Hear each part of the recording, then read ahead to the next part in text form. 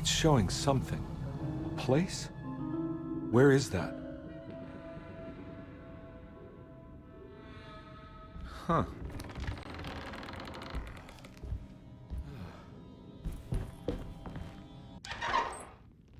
Detective, I was wondering when you were going to show up. Mrs. Thompson told me you were here. I understand you are working for Jeremy Hartwood's niece. Yeah, I guess so. I mean, you're not wrong. We came here for her uncle. I just didn't expect... I didn't expect this. You are Dr. Gray, right? That's right. You don't happen to have some identification, Detective. I'm not keen on having strangers prying into my business. Oh, Detective Edward Carnby, Decatur Street, New Orleans. Enjoying the Vieux Carré, Detective? Those old French quarters, the voodoo people, the gangsters. I'm sure you live an exciting life. Well, it's not quite like the stories, Doc. Just trying to make a living. Aren't we all making a living? Well, welcome to Deseto, Detective. I hope your time here will be useful. Now, what can I do for you?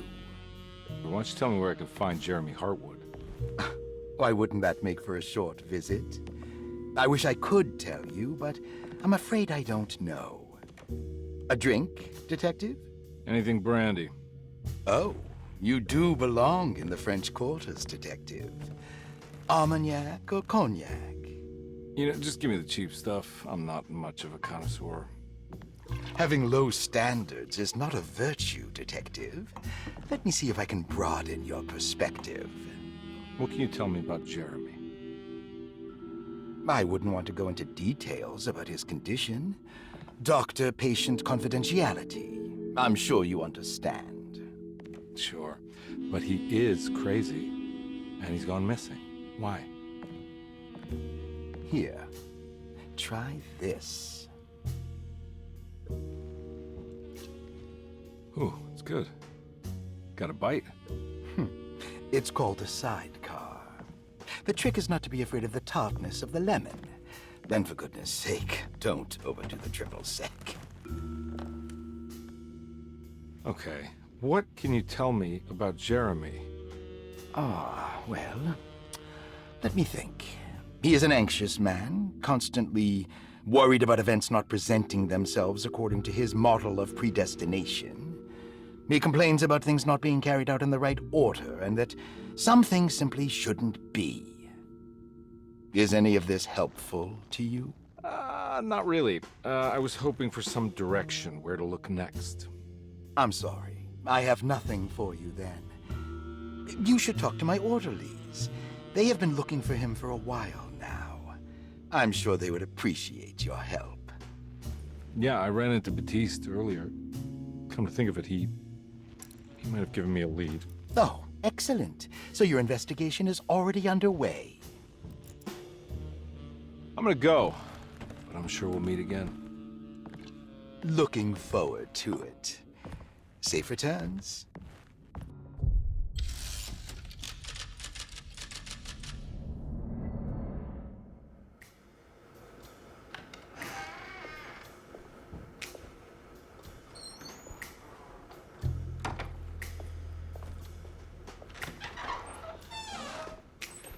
Detective Carnby, where did you go? I was just talking to Dr. Gray. You disappeared. No, it's not what you think. Have you found anything strange going on here? Yes. Everyone is being incredibly evasive and I can't figure out why. No, I mean something you can't explain. Paranormal, even. Detective, I really need you to get yourself together. I can't do this alone. Forget it. I'll figure it out. Do you want to come see Dr. Gray? No, I want to try something. With this talisman, I think I can follow Jeremy to the place he mentioned in the book. What was the name? Do you remember something Spanish? Tarawea. Yeah, that's where I need to go. Detective, are you gonna be all right? Yeah, of course. Go talk to Dr. Gray. We'll rendezvous later.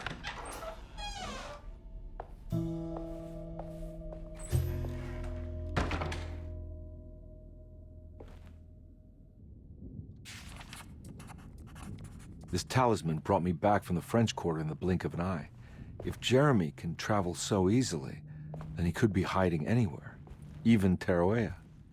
If he can do it, so can I. I just need to figure out how the talisman works.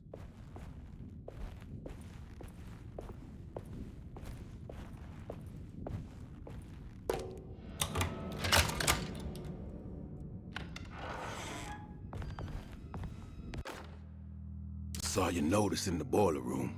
You should know Mr. Chance won't be coming back. I got no business being in there myself, but you can take a valve from the wine cellar if you want to try to stop the steam pouring out. Be careful.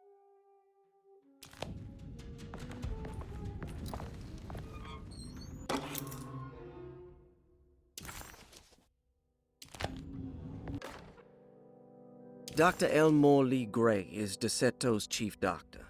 Accounting and all administrative work is handled by me, Paul Waits. Magdalena Thompson, or Mags, is responsible for the household. Jean-Baptiste and Charlotte Tabois are responsible for keeping the guests' medical regimens in check. Finally, Jack Chance is our gardener, who can occasionally be seen in the conservatory, but is for the most part busy outside. There are currently 6 guests at DeSeto. Malcolm McCarthy and Ruth Tallant reside on the first floor. Jeremy Hartwood, Elisabetta Perosi, Grace Saunders, and of course, Cassandra Beauregard live on the second floor.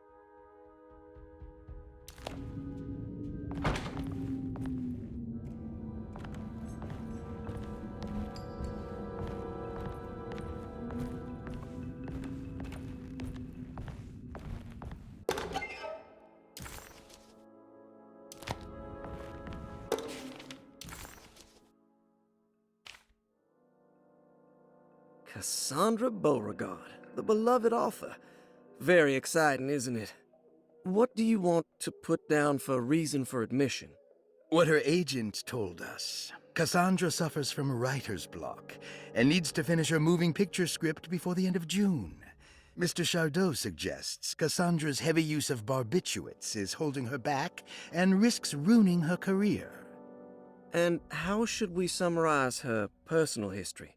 Let's keep it short. Cassandra Beauregard is a beloved crime author who managed to pull herself out of poverty and into stardom. 5 years ago, she tried killing herself by jumping off a balcony. The incident left her a cripple, and now relies heavily on her wheelchair. And for diagnostic impressions? Cassandra suffers chronic back pain following her suicide attempt.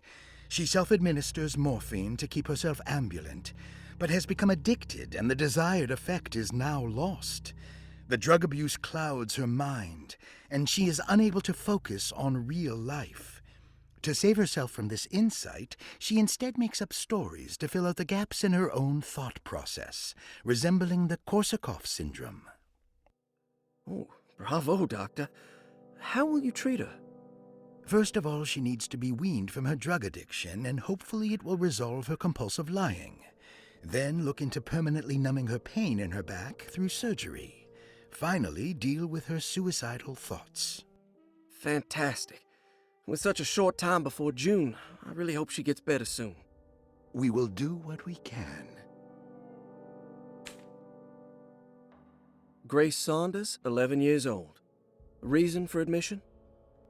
The mother insists on strict supervision by a proper gentleman to avoid further perversion of Grace's adolescence.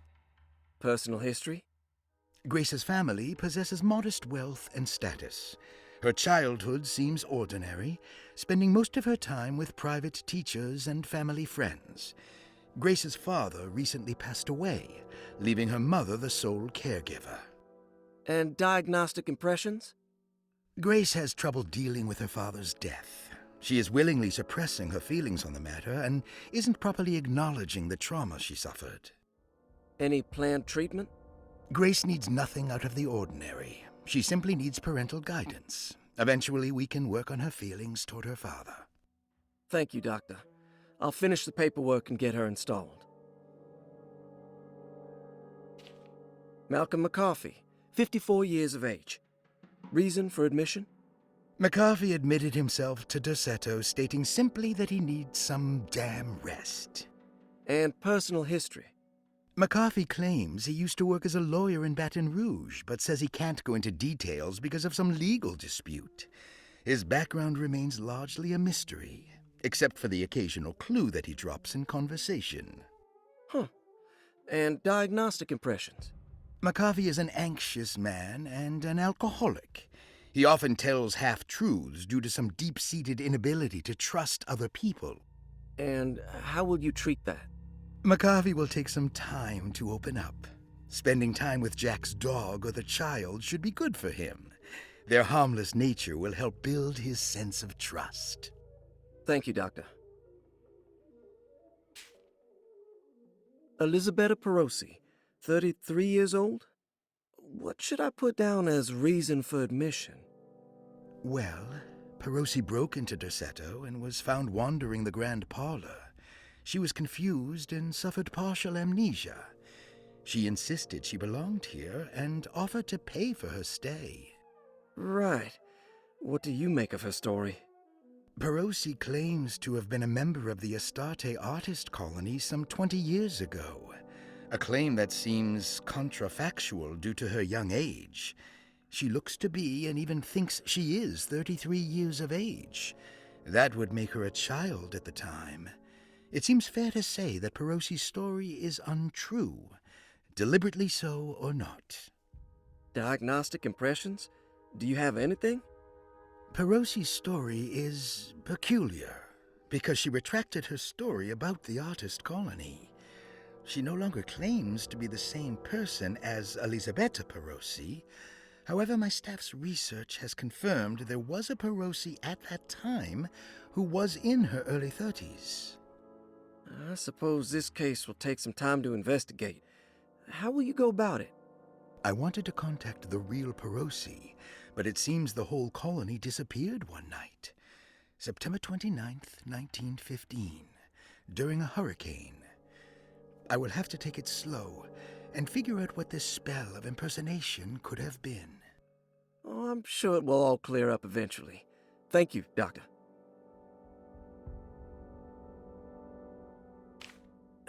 Ruth Talon, 29 years of age. Reason for admission? Ruth's father wishes that his daughter be removed from New Orleans nightlife for the foreseeable future. He fears that her overly free spirit is tarnishing the family's reputation. Sounds simple enough. Personal history? Ruth comes from considerable wealth. Her family owns several hotels and restaurants. Unlike the rest of the family, her sense of adventure has taken her around the world, including France during the Great War as a photojournalist. The last decade, she has provoked many rumors of being a debauched flapper, bordering on nymphomania. And diagnostic impressions? Despite her father's frivolous reasons for her to be admitted, Ruth does seem to provide an interesting case. She is refreshingly open and doesn't shy away from talking about her life during the war or her continuous celebration after returning to the States. She is admittedly a sexual deviant and feels no remorse. And her treatment plan? Simply staying at Derceto should do wonders for Ruth. If not, at least for her family's reputation. Ruth doesn't need to change, but with therapy I might be able to share with her some sympathy towards her family. I doubt she will settle down and become as dull as the rest of them, but at least she might try to be more discreet in the future. Looks like all the patients are accounted for, except for Jeremy. There's no way I can get into this thing. Better leave it alone.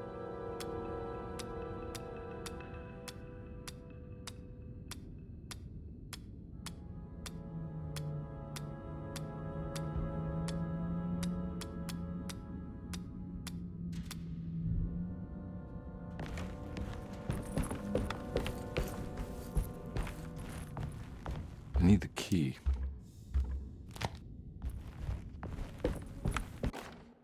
Paul, you're right about the plates on the boiler and the clock. They have been sabotaged, and I think I know who did it. They have something to do with Jeremy's episodes and how he seems to disappear at night. Right now, it's important that you keep an eye out for any of the pieces. I want to find out if I can repair the plates. Let me know if you find any of them. Lottie. Tell Lottie to take a look at the well in the kitchen garden.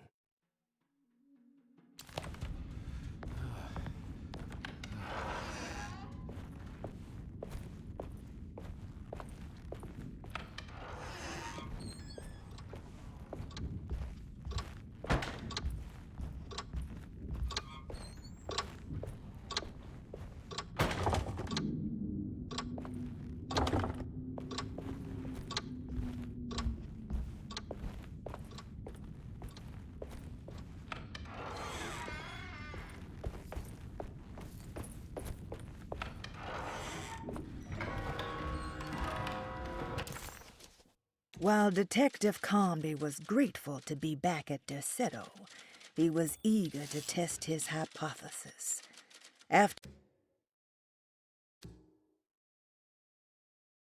While Detective Conby was grateful to be back at Derceto, he was eager to test his hypothesis. After having suffered through that sinister world, dressed as the French Quarter, Jeremy's writing could be read much more literally. What if Jeremy used his talisman to actually visit those places he mentioned in the book? Conby felt certain that this was the answer. He wouldn't find Jeremy hiding inside Derceto. He would be in one of those other worlds. And to follow in his steps, Conby would have to investigate the old clock and the boiler and find out what part they...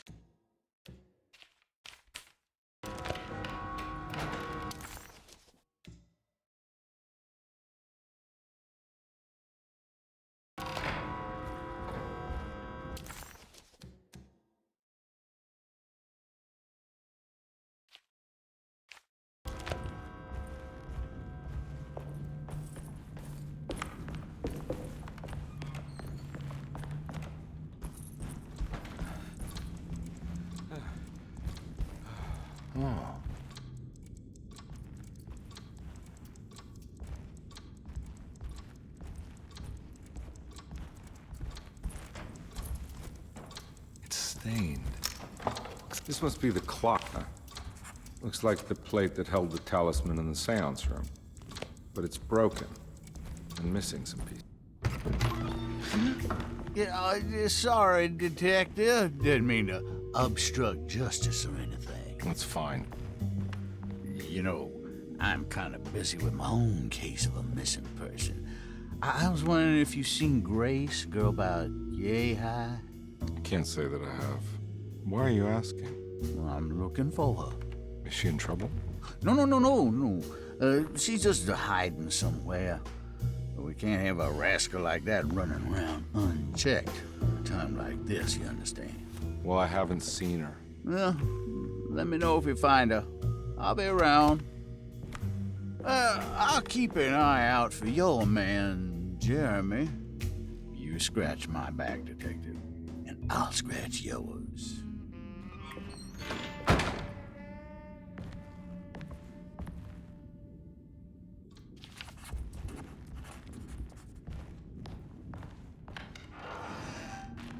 Looks like everything's back to normal here.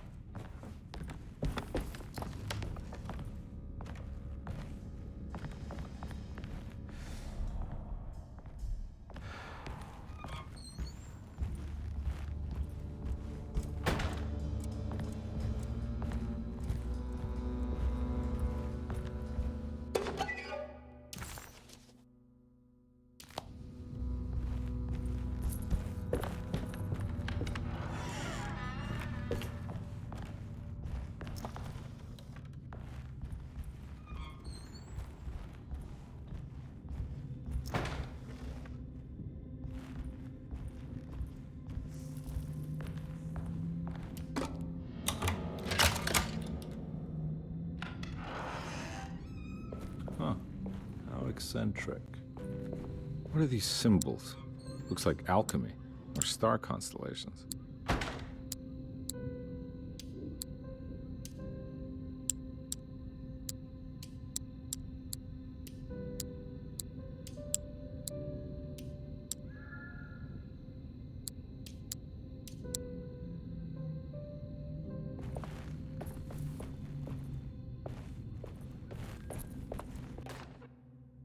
Will I need to remember how to get them out again? They are locked up for good reason. I am sure she is still able to whisper the answer in the ears of the wrong people. But not for long. I will see her burned soon enough. That black goat will be sacrificed to put an end to it all. Then it will all be over. No more Derceto, and sadly, no Astarte. Those good pirates of Pontchartrain. May you still sail the lake, until you find the shores of Hali.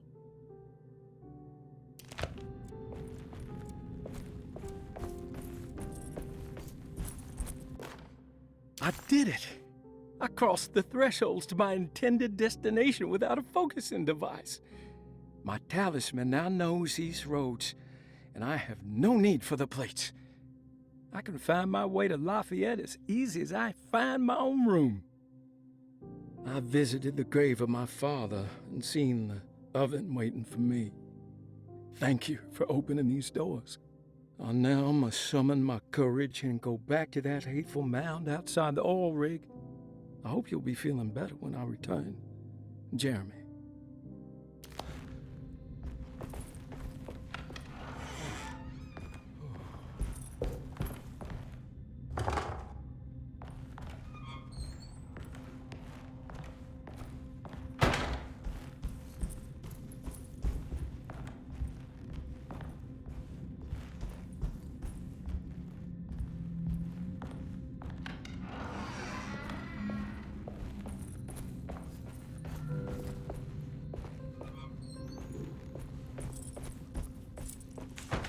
Astarte Artist Colony. I remember hearing about their disappearance. Must have been 15 years or more now.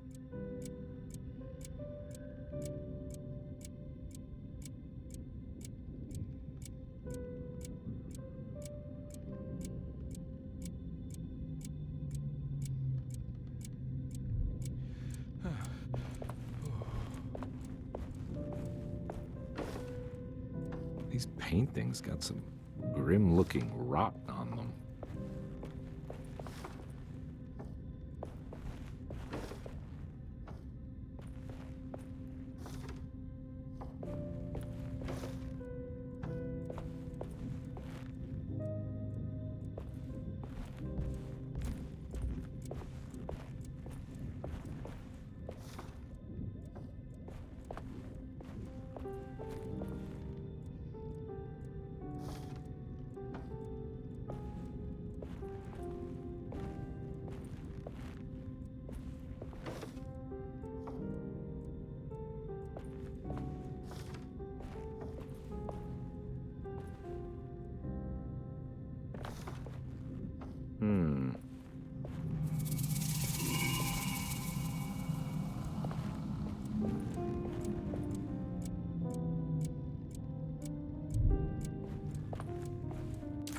The simple astrology cipher was a favorite among the artists who lived.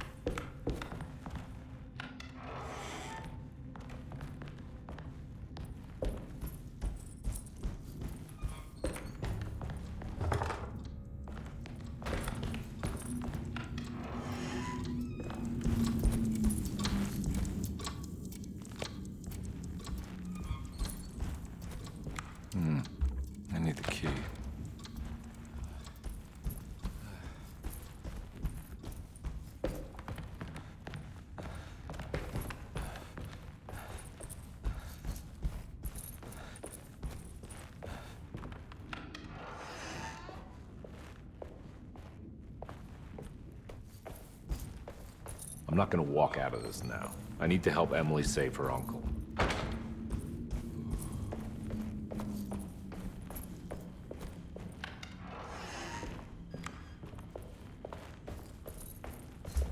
I need the key.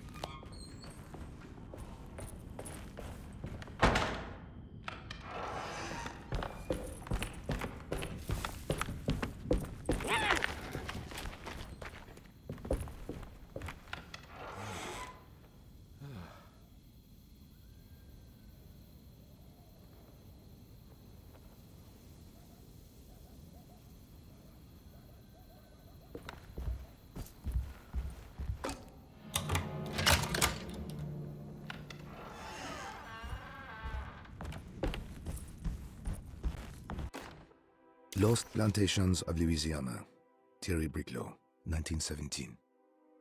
Derceto was a small plantation on the eastern shore of Lake Pontchartrain. The land was considered difficult for industry and was sold for only $30 to Elijah Pickford in 1818. Pickford employed hundreds of workers from nearby New Orleans to clear the woods and build a small plantation mansion facing the lake with a striking Greek Revival temple facade. Derceto kept a modest production of Perique tobacco and indigo that persisted up till the Civil War. During the antebellum era, Derceto was the source of many rumors concerning voodoo and witchcraft. People who traveled the lake reported seeing people dance at night in front of bonfires, bleating and wailing. On June 17, 1862, Captain J.W. Norton of the Union Army recounts leading a raiding party from ships anchored in Lake Pontchartrain in order to seize control of Derceto and free the slaves working there. The captain was surprised to find the workers fighting back with unprecedented zeal. Norton's account describes these men and women as enraged with fanaticism. Pickford reportedly tried to placate the raiders, but was shot in the confusion. Captain Norton left the mansion burning and retreated to his ships with his men. Derceto was left in ruins for several decades. The ownership of the land was long disputed and returned to the Ledoux family in 1901. Several police reports were filed during the following years as the Ledoux tried to get rid of a camp of squatters on their land. The police made several visits to remove the trespassers, but the people kept returning. On November 1st, 1907, Inspector Legrasse of the police charged a deadly attack in order to save several children kidnapped by the squatters. Many were killed, and even more were jailed. The following year, Ledoux rebuilt Derceto, incorporating the surviving stone foundation and adding a magnificent wrought iron conservatory. The farmland had been reclaimed by the surrounding woods, so it was no longer profitable to use as a plantation. Instead, the house was turned into an artist's colony. The Astarte Artist Colony was a successful group of artists, including figures such as painter Heinrich Cassel and poet Nora Keith. The group was also known for their beloved Mardi Gras crew called the Pirates of Pontchartrain. On September 29, 1915, a tropical hurricane tore through Louisiana, causing Lake Pontchartrain to flood New Orleans.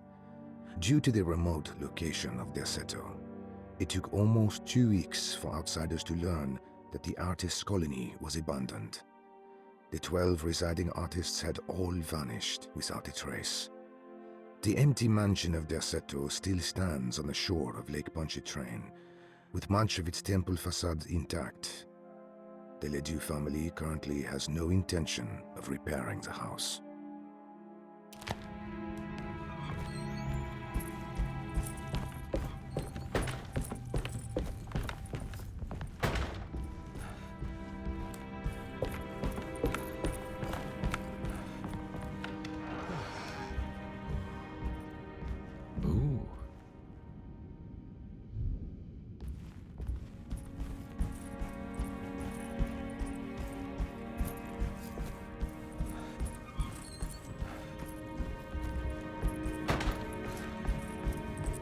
It's wedged shut.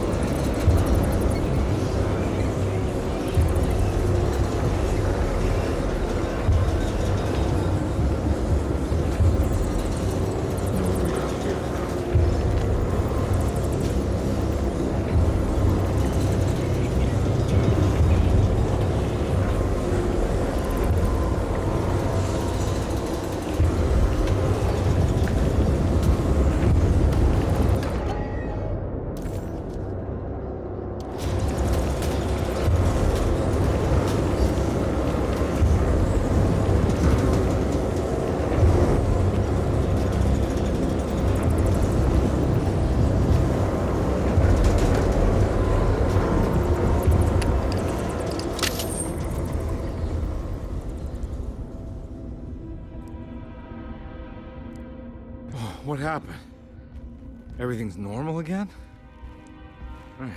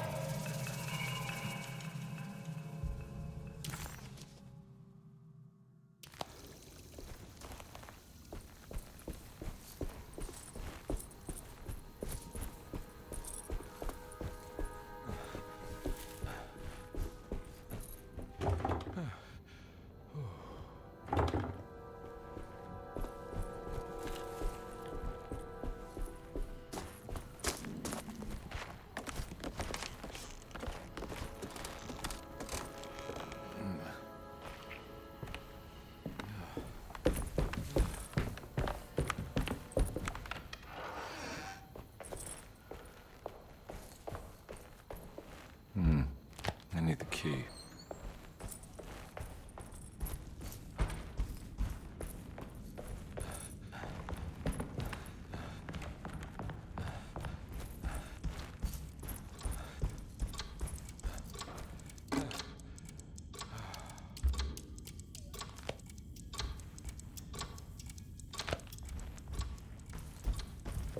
I need the key.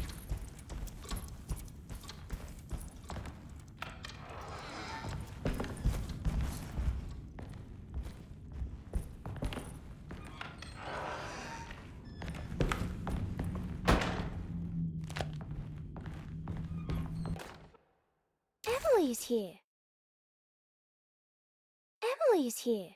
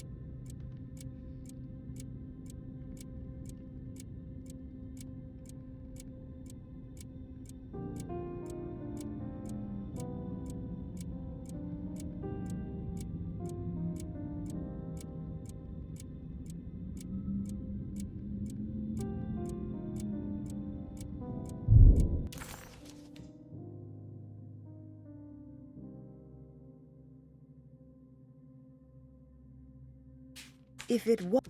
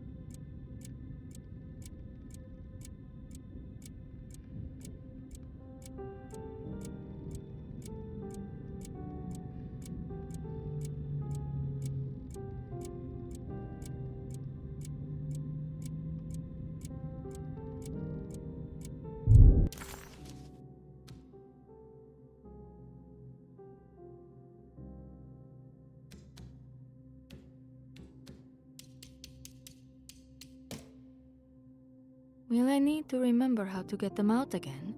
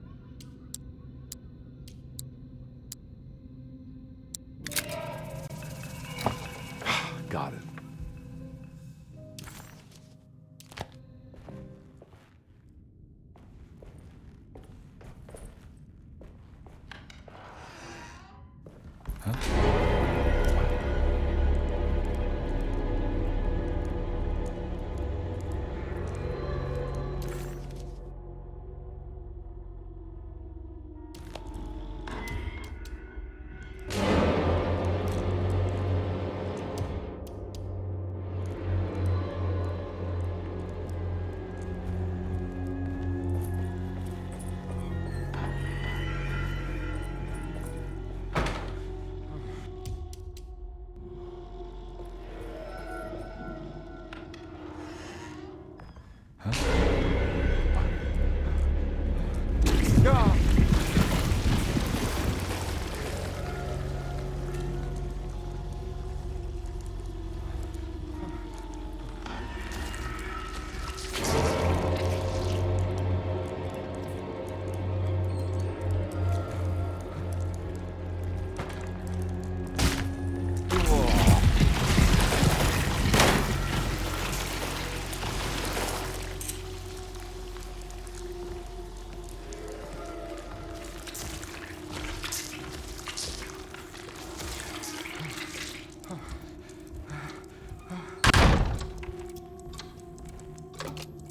think I've seen this somewhere.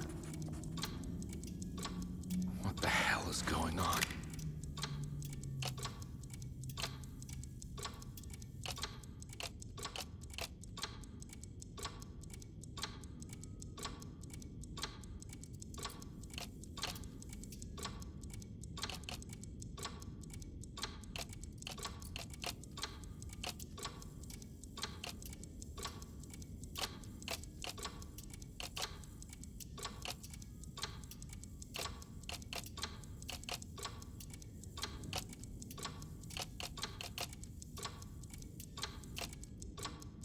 There was something in the commonplace book about this.